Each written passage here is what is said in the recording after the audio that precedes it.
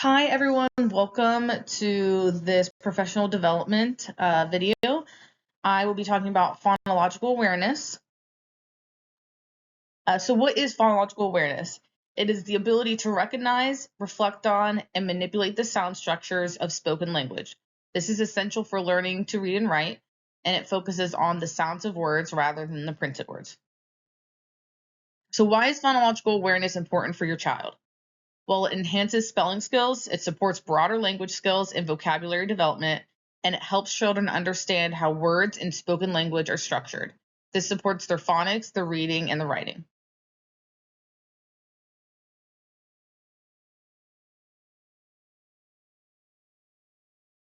So what I want you to learn from this presentation includes why phonological awareness is important in early language and literacy development. I want you to learn key phonological awareness skills, activities to increase phonological awareness skills, and the critical role you play in your child's phonological awareness.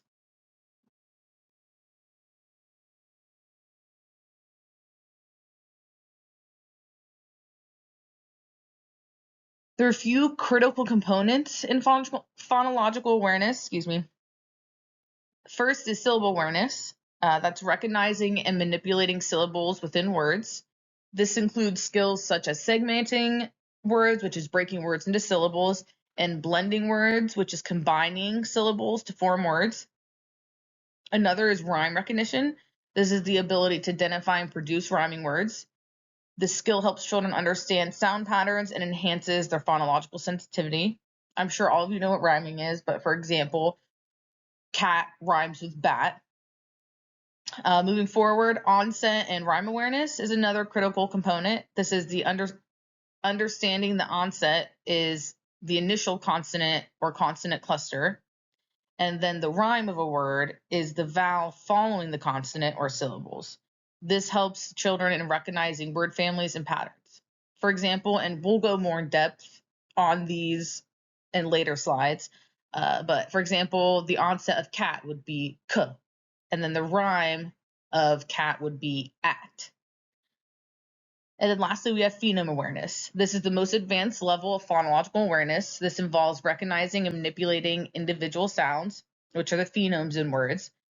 And this includes skills such as segmenting sounds, blending sounds to form words, and manipulating sounds, which is adding, deleting, or substituting.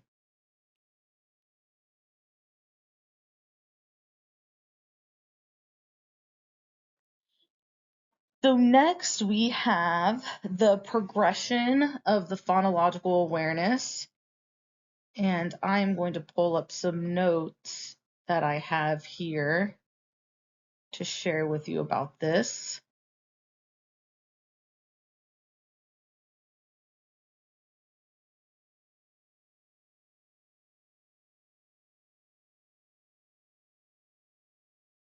So first,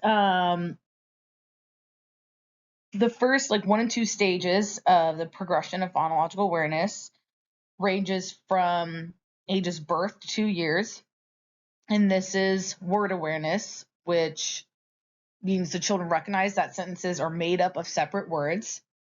So for example, we could be counting the words in a sentence, and if we have the sentence, the dog runs, we can count that there are 3 words. The dog runs. The next stage, stage 3 of phonological awareness, would be rhyme awareness, which means the children can identify and generate rhyming words within a sentence. For example, recognizing that cat, hat, and bat all rhyme. Some activities that we could do would be nursery rhymes, rhyming songs, and rhyme matching activities. The fourth stage is syllable awareness, which is, children learning that words can be broken into syllables. For example, we could be clapping the syllables out in the word butterfly, and we could clap butterfly. The next stage is onset rhyme awareness, As I briefly spoke about before, children can separate the beginning sound, which is the onset, from the rest of the word, which is rhyme. And like the example I gave before, we know that k in cat is the onset, and at in cat would be the rhyme. And the last stages of phonological awareness would be, I'm sorry, I have trouble pronouncing this word sometimes. Phonic awareness. This is where children recognize and manipulate individual sounds, the phonemes in words, and this is the most advanced level of the phonological awareness. And some of these skills include phoneme isolation, which is identifying the first, middle, or last sound in a word. So, for example, if we're doing the word sun, the child can identify the first sound in sun as s. And then after that, we could do some phoneme blending, which is combining sounds to make a word. So knowing that s in sun and n and sun blend together to make sun. Also, an important part of phonemic awareness would be phoneme segmentation, which is, again, breaking a word into individual sounds. For example, cat, k, a, t. And then also phoneme addition, deletion, and substitution. So kind of manipulating those sounds in words. For example, saying smile and then being able to say smile without the s sound, which would be mile. Um, all those skills are very important for phonemic awareness. And you'll see the graphic here that just kind of shows you a vague understanding of the progression of the phonological awareness.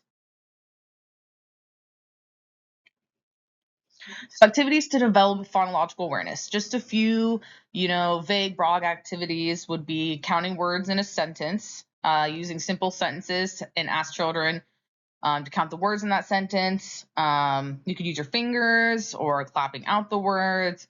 For example, we could say, I have a hat. And then counting out those words would be, I have a hat, having 4 words in the sentence. And then another, just broad activity to develop the overall phonological awareness would be clapping syllables in a sentence. So the word hippopotamus would be hip-a-pa-pa-miss. And then kind of a more fun, interactive activity could be a freeze dance and having your kids dance to a song and freezing when they hear a word that rhymes with a word that you choose. That could be really fun to do as well.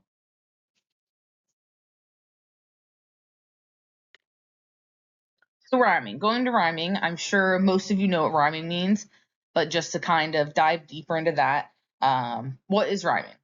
So rhyming occurs when words share similar sounds, typically from the final stressed vowel onward. It is primarily a phonetic phenomenon, meaning it depends on how words sound rather than how they are spelled. And so a good way to help your child distinguish between words that are the same or that rhyme, or words that are different that don't rhyme, just kind of emphasize the end of a word when teaching your child about it. For example, with the word bat, you could just say the at and just kind of emphasize those vowels in that word.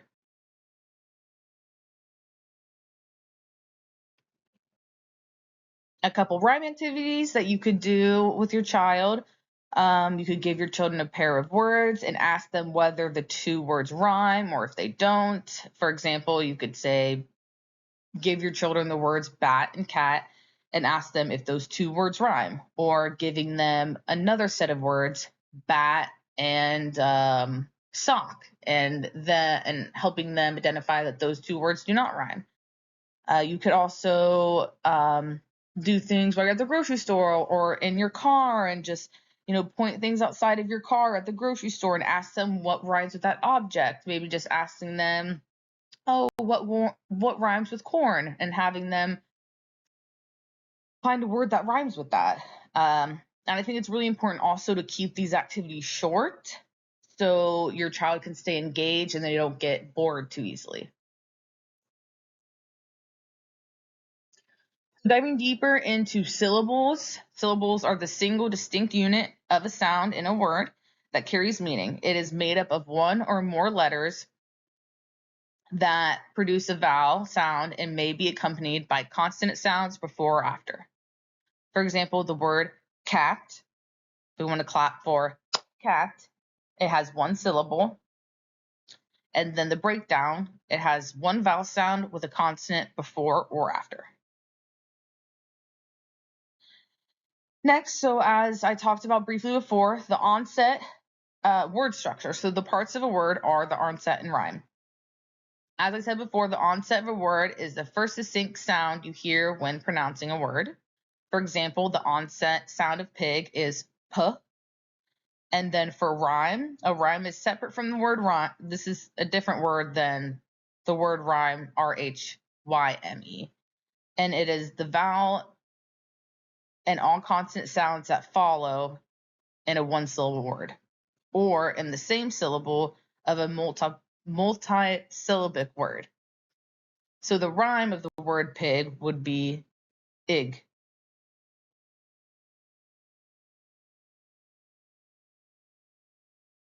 I have also included a video here for you to watch to kind of show you more examples of onset and rhymes in a word. And there's also a few examples or activities that you could do with your kids to show them exactly how an onset comes before the rhyme. The video is a little long, so I'm not going to show it to you, but that is a great useful tool for you to watch.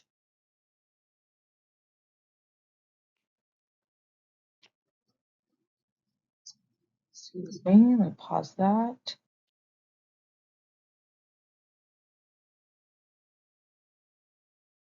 And it seems I missed a slide, so I will go back to that at the end.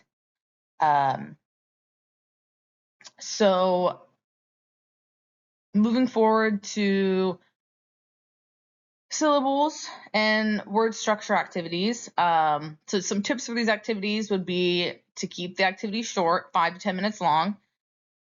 Do during everyday routines such as car rides, laundry, and the grocery store.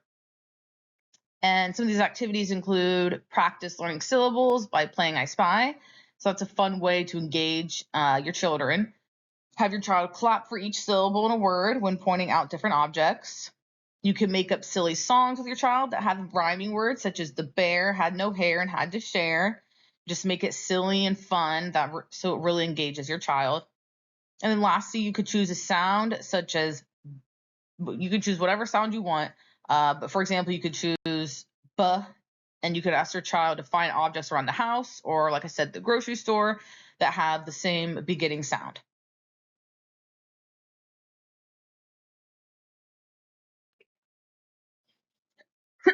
Excuse me. So a few fun hands-on activities to promote phonological awareness.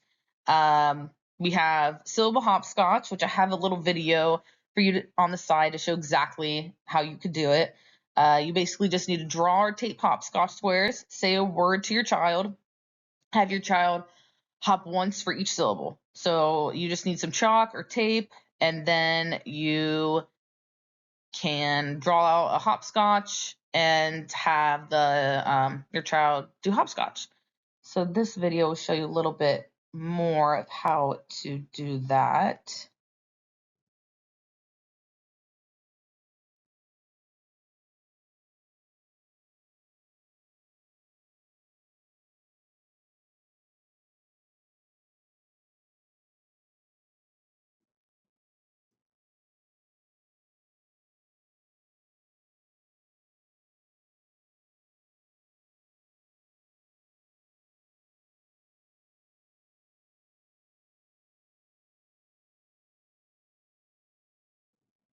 So I've actually done this activity with my kids at home and they love it.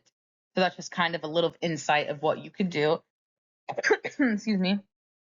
We also have the sound sorting game, which you can make two different boxes, or excuse me, for this game, you need two different boxes and you need pictures of different objects that have two different letters at the beginning of the word. So in each different box, you have a letter on the box. And for example, one box could have the letter S on it, and then the other box will have the letter L. And then you give your child pictures of different items that have either their starting word with the starting letter L or their starting letter S, and then have your child sort the pictures into those different boxes that has the same starting sound. So you just need a couple boxes and pictures of different objects. Excuse that. And for here, for this slide, I have a little pop quiz for you all. Not sure if you expected a pop quiz, but just a little something to test your knowledge on what we learned today. So you can either go to click on this URL, or you can go scan this QR code and take that quiz. And I will allow you some time to do that now.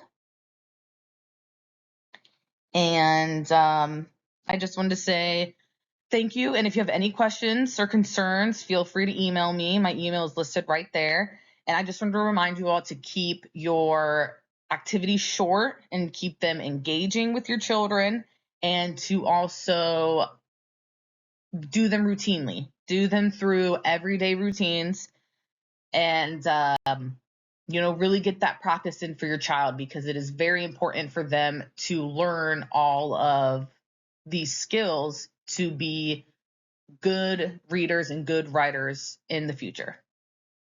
Thank you.